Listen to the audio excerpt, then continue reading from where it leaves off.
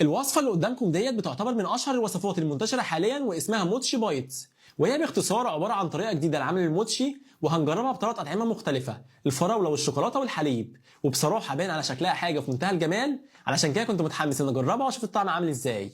وبس كده، اتحمسوا معايا ويلا بينا نبدأ الفيديو بتاعنا. أول خطوة هنقول بسم الله، وهنحتاج نص كوباية من دقيق الرز اللزج، ولو عايز تطلبه هسيب لك اللينك في أول كومنت.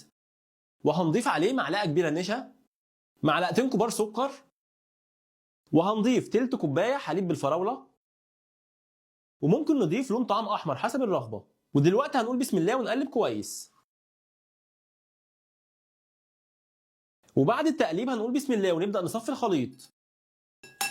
وعلى نار متوسطه هنصب الخليط، وهنضيف نص معلقه كبيره زبده، وهنقلب كويس لحد ما تتحول معانا العجينه.